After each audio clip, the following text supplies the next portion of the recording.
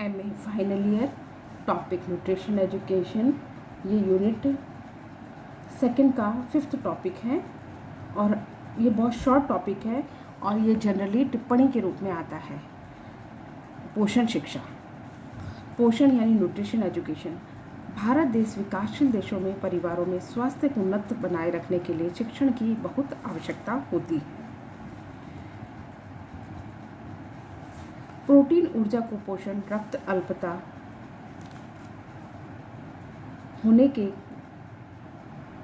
अल्पता कठिनाई आदि पोषण प्रभावित समस्याएं होती हैं जो पोषण के स्तर को काफ़ी प्रभावित करती हैं।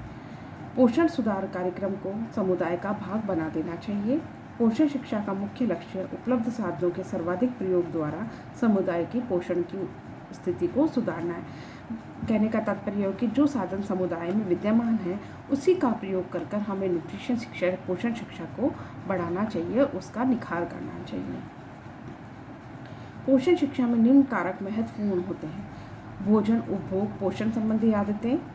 सेकंड, आय, आर्थिक स्थिति तथा भोजन बजट। थर्ड, खाद्य पदार्थ की उपलब्धता, ट्रांसपोर्टेशन। शैक्षिक स्तर, विशेष रूप से गृहिणी का। धर्म और हमारी संस्कृति, घर की व्यवस्था, वातावरणीय स्वच्छता, जल आपूर्ति और परिवार के लक्ष्य मूल्य।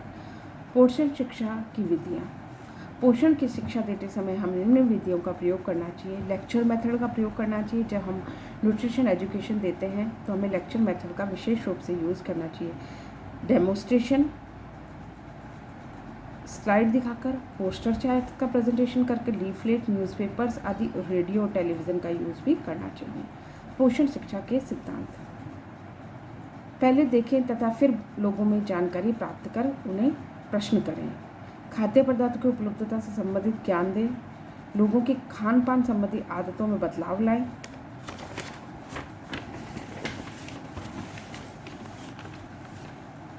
लोगों के कि यह देखने जानने में मदद करे कि सुपोषण उनसे क्यों आवश्यक है। जैसे यदि वे चाहते हैं कि बच्चों में तंदुरुस्त हो तो उत्तम पोषण देना चाहिए। लोगों से उनकी लैंग्वेज में बात करें ताकि वे आपकी बात को अधिक समझ सकें और लोकल लैंग्वेज का प्रयोग करें। लोकल रेसिपीज़ का यूज़ करें। जहाँ तक संभव हो सके घर में तैयार हो सकने वाले भोजन से ही पोषण की स्थिति में सुधार लाएं। शिक्षण में चार्ट्स, पैम्पलेट्स, पोस्टर आदि पोषण शिक्षा को बढ़ावा देने के लिए काम में लेने चाहिए। लोगों के संदेह को दूर करने के लिए प्रश्न पूछे जाने चाहिए और उनके जवाब देने चाहिए। उन्हें विचार विमर्श कर उत्साहित करना चाहिए।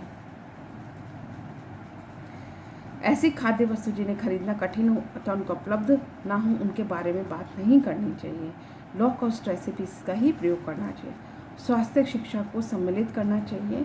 इवैल्यूएशन, सर्वे पद्धति का प्रयोग कर पता लगाएं कि आपकी बात कितनी फॉलोअप हो रही है। इसका उपयोग अपने भावी प्लान्स के साथ भी करना चाहिए। मतलब पहले देखना चाहिए, फिर इसकी उपलब्धता समझनी चाहिए, फिर आदतों को ध्यान में रखना चाहिए, उनको जागरूकता फैलानी चाहिए। पोस्टर चार्ट्स का प्रयोग करना चाहिए। लो कॉस्ट रेसिपीज़ का यूज़ करना चाहिए। उनको मिलकर काम करने का सहयोग देना चाहिए और सुपोषण का इम्पोर्टेंस बताना चाहिए। लास्ट में उसका मूल्यांकन करना चाहिए। उन्हें नई रेसिपीज़ के बारे में बताना चाहिए। ये तो हुआ न्यूट्रिशन एजुकेशन। इसके बाद ये 2 टॉपिक आज हमने पढ़े। एक तो पढ़ा हमने गाउट और दूसरा टॉपिक हमने पढ़ा न्यूट्रिशन एजुकेशन। धन्यवाद।